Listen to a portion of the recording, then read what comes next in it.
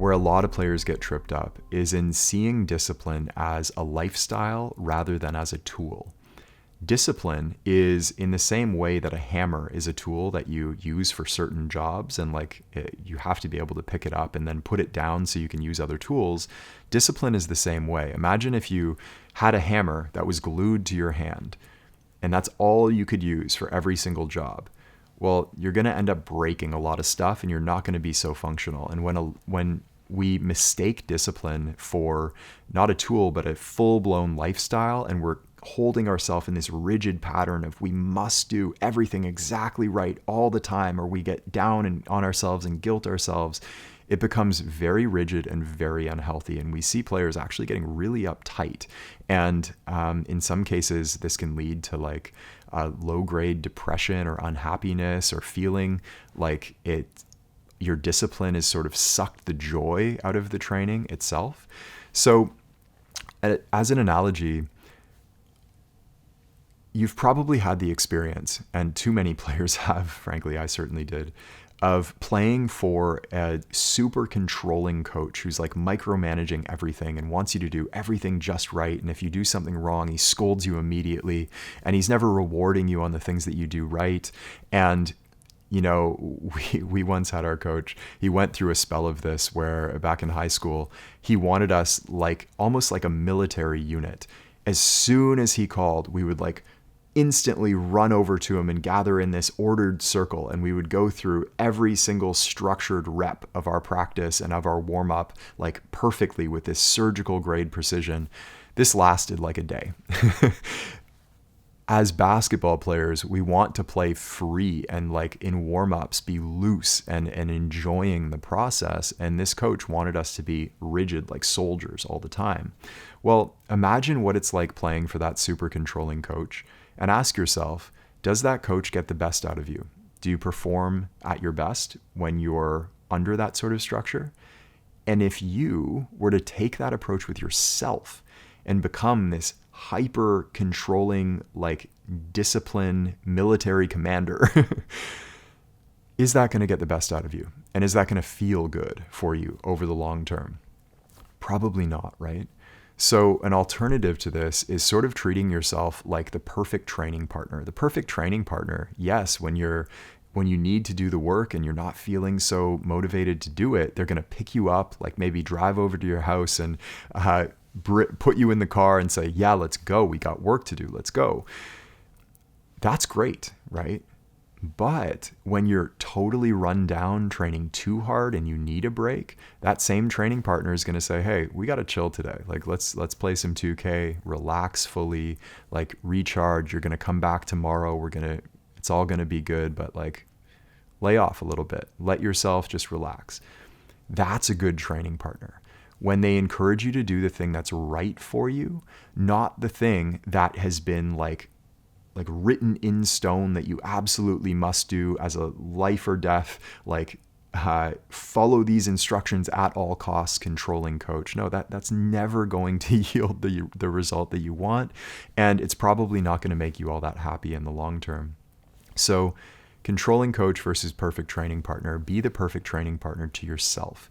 And as a final lesson here in this talk, what I want to give you is 4 criteria for healthy discipline. So you can look at these things as signs as to whether or not your discipline is yielding the result that you really want, which is ultimately to make you happier, to produce more freedom in your life, to make you feel better about yourself, and to be a consistent, reliable tool that you can use when you need it.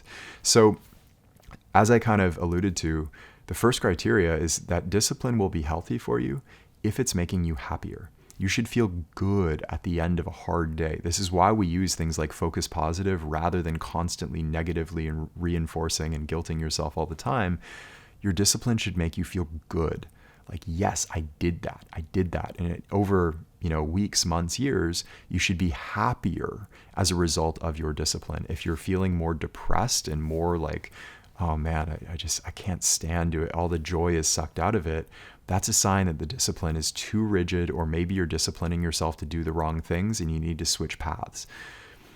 Second, Discipline is healthy if it's creating more freedom in your life. This is like a classic, I think the most popular advocate for this is Jocko Willink, who's like discipline equals freedom. Well, that's totally true. If you look at training, right? If you're disciplined in your training, that can create for you freedom in your basketball career to like be traveling all over the world playing basketball for a living rather than this sort of prison of a 9-to-5 job, perhaps, right? It's the work that you put in that yields the freedom long term. If you look, obvious example, your homework. If you're disciplined with doing your homework and like disciplined even in class to focus and get the work done while you're there, well, it creates all of this free time for you and freedom to do what you want to do with your life outside of your homework. If you are disciplined with your responsibilities, it will give you freedom from stress. If you're disciplined with your money, it will give you financial freedom. If you're disciplined with your nutrition and the foods that you eat, it will give you freedom from illness. If you're disciplined with your stretching and foam rolling and movement work, it's literally physical freedom, internal freedom that you'll feel. So your discipline should be creating more freedom for you. And you could look at this in this way. We're building through our discipline a mansion, not a prison. You're building a life that you want, not putting bars around your life and rigid restrictions that you must follow at all times. So if you're not feeling actually aspects of your life that are important to you being freed up as a result of your discipline, it's probably unhealthy. Finally, very important, okay? Discipline is healthy if it's balanced with the ability to relax. We've been referring to discipline as a muscle, right, throughout this talk. And if you contract a muscle and like pattern a bunch of tension into it, you're like lifting tons and tons of weights, contracting, breaking down the muscle, but you never actually stretch it and relax it, well, you're going to have chronic tension that's going to ultimately lead to injury in the end for most people. So discipline must be balanced with the ability to fully let go and fully relax. You should hopefully be having off days in your schedule where you can totally let go. If you're, out at a movie with friends on your day off and all you can think about is all of the work that you know you need to do the next day or should be doing and feeling guilty for taking that time off, that's not healthy discipline. Focus on the ability to actually let go and relax during the time that you're not disciplined. Discipline is a muscle that as you contract it, you must also be able to relax it and release it. So these first three, the criteria, and there's four, by the way, there's one final one, which is most important of all. And I would say the most important point, maybe of this entire talk. But before we get to that, the first 3 points here, discipline's healthy if it's making you happier. It's healthy if it's creating more freedom in your life. It's healthy if it's balanced with the ability to relax fully. The disclaimer here is that there is an on-ramp period. So if you haven't been so disciplined and you take like 2 or 3 days of, doing your 80% easy schedule, and you say to yourself, oh, I don't feel as happy right now, or oh, I don't feel as relaxed. This isn't making me feel free. Well, give it time, okay? You got to build this up. And if you give up after a week or 2 weeks or 3 weeks, again, we're back on the roller coaster to nowhere. So there should be an on-ramp period of about a month where you expect that, yeah, it might feel a little bit more rigid than you're used to. It might feel like it's a lot of grind right now. It might feel like you're not fully balanced with your ability to let go and relax because before, all you were doing is relaxing. So in this case, expect the on-ramp period to like the first few weeks that you go to the gym, you're going to be sore. Same goes for your discipline muscle. Expect that on-ramp period, and in the long term, you will be successful, and you can use these criteria once you've actually built up the rhythm of discipline. So with all of that said, most important point of the entire talk, in my opinion anyway, the fourth and final criteria for healthy discipline is that discipline is healthy if it's driven by love of the thing that you're disciplining yourself to do. There was a really surprising Kobe Bryant quote in an interview I think back in like 2018, 2019, Kobe's retired at this point. He's building his business, his media company. And the interviewer asked Kobe, back in your basketball career, if you were motivated by someone like Shaq and your competitiveness with Shaq to drive yourself to the gym, then what are you using in your business career? Where are your sources of motivation for your drive? And like, how do you bring yourself to do all this work? And Kobe was like at first kind of confused. And then he goes, I never really used Shaq as motivation.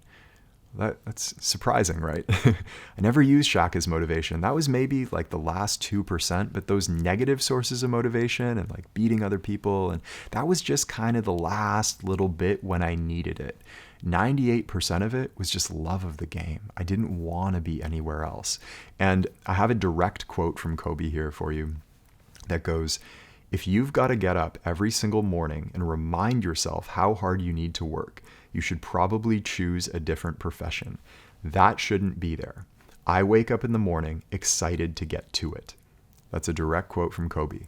So if your discipline is driven by this thought that you should do this work, but you don't really want to do it, if your discipline is driven by the opinion of other people telling you have to do it, and there's of course things that we have to do that we don't like, of course, like basic disclaimer here, but in general, if you're on a path that you don't love and you're disciplining yourself to do that thing, even though you don't love it, well, what purpose is that discipline serving in your life? Is that really making you happier, making you more free?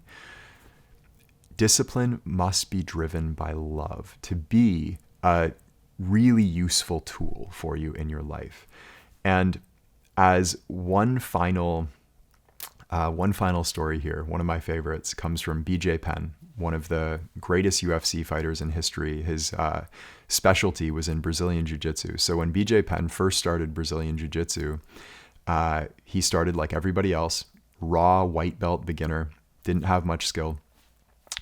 Within 3 years, he had become a black belt and won what's called the Mundials, which are essentially the world championships in Brazilian Jiu-Jitsu at the time. BJ Penn went from raw white belt beginner to best of the best of the best in 3 years. Well, that may not mean a whole lot to people who aren't familiar with Brazilian Jiu-Jitsu, but typically, as a general rule, almost the standard for white belt to black belt is about 10 years for somebody that trains almost every day. So a really serious practitioner, the expected time frame is about 10 years minimum. BJ Penn became not only a black belt, but best in the world after 3. Point of this story, BJ Penn is on the Joe Rogan podcast when I heard him tell this story, and he said people come up to him all the time and ask, how did you do that? Was it discipline? Was it motivation? Was it drive? Was it confident? And he goes, no. It was fun. I couldn't help but do it. I wanted to be on the mats all day long. I was like a sponge that couldn't soak up enough. That's how I got so good, because I found what I love to do. And he became one of the best in the world because of that love. And so the point is, which is so funny to say at the very end of a, 45, 50 minute discipline talk, the big secret to discipline is that you shouldn't need it. At least not all the time. You shouldn't be having to discipline yourself constantly every single day saying, oh, I got to do this work. Okay, let me strengthen this discipline muscle. No, it should be mostly driven by love. And the discipline comes in on the days when you're not feeling motivated. And no matter how much you love something, I promise you, there still will be those days. It's not just like sunshine and rainbows and butterflies every single day, and you're like magically propelled to doing all of this work effortlessly. No, there is some grind. But if you are grinding the whole way, then it's probably a sign that you should choose a different path, that you don't have to grind the whole way. It's not meant to be a grind the whole way. Apply your discipline towards what you love. That is ultimately when it's going to be healthiest for you. Hey, it's Taylor. I hope you enjoyed this clip. And if you'd like to watch the full-length talk, we'll have the title and or link for you in the description so that you can check it out there. And as always, if you'd like to go even deeper, the best place to do that is in our free masterclass over at deepgame.com, which I believe will be the most powerful hour of basketball learning of your life. I hope we see you there.